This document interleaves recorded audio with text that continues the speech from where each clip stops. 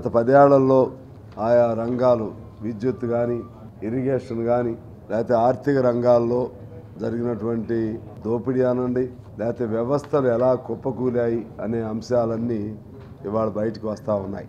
బయటకు వస్తుంటే దానికి సమాధానం చెప్పవలసిన బాధ్యత కలిగిన బీఆర్ఎస్ పార్టీ వారు దాన్ని వదిలేసి మీ ప్రభుత్వాన్ని ఎప్పుడు కూల్చాలి, ఎప్పుడు కూల్చగలుగుతాం అనే పద్ధతుల్లో గెలిచినటువంటి కాంగ్రెస్ పార్టీకి కనీస సమయం కూడా ఇవ్వకుండా వారు గెలవటం వీరు ఓడిపోయిన ఒక 4-5 రోజుల నుంచే శాపనార్థాలు పెట్టడం మొదలైంది. శాపనార్థాలే కాదు, ప్రజాస్వామ్య ప్రక్రియకే విఘాతం కలిగించే విధంగా ప్రజాస్వామ్యంలో ప్రజల స్ఫూర్తికి ప్రజల తీర్పుకు భిన్నంగా వాళ్ళు బీఆర్ఎస్ వాళ్ళు ఒక నిరంకుశ పోకడలను ఇంకా కొనసాగిస్తున్నారు. ఏ మాట మాట్లాడినా అందులో ప్రజల తీర్పు పట్ల మర్యాద గౌరవం కనపడట్లేదు. ఏ మాట మాట్లాడినా ఏ స్టేట్మెంట్ ఇచ్చినా సరే ప్రజలు చింతిస్తున్నారు. బీఆర్ఎస్ వాళ్ళు తెలంగాణ సాధించిన దానిలో ప్రధాన పాత్ర వహించినటువంటి ఆ పార్టీగా తెలంగాణలో జరిగే ప్రజాస్వామ్య ప్రక్రియను గౌరవించవలసిన బాధ్యత కలిగిన ఆ పార్టీ తాము తప్పితే మరి ఎవరు ఉండకూడదు, తాము తప్పితే మరి ఎవరు కూడా ఇక్కడ పరిపాలన చేసే హక్కు లేదు, అన్నీ తామే ఉండాలి అనే ధోరణితో ఆ ప్రకటన చేయటం అంటే చివరికి కంసుడికి అయినటువంటి కంస వధ అంటారే ఆ వధ వీళ్ళకి రేపు పార్లమెంట్ ఎన్నికల్లో వీళ్ళ అహంభావంతో వీళ్ళు ఇచ్చే ప్రకటనలతో అటువంటి పరిణామం రాబోతుందని నేను ఎందుకో నా ఊహ అంచనాతో చెప్తా ఉన్నాను.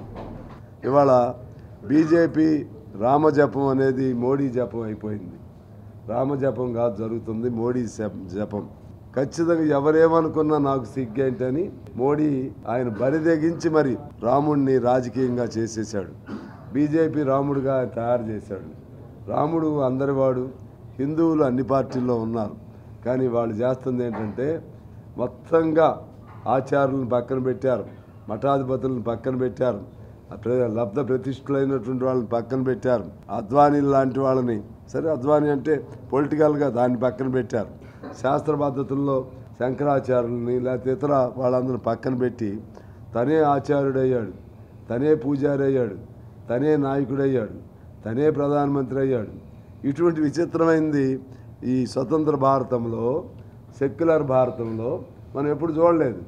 ఆ విధంగా చేస్తూ తాత్కాలికంగా మీరు అనుకోవచ్చు ప్రజల్ని రాముడి పేరుతో ఓట్లు రెచ్చగొట్టి వేయించుకోవచ్చని. ఇది దీర్ఘకాలికంగా దేశానికి అత్యంత ప్రమాదం.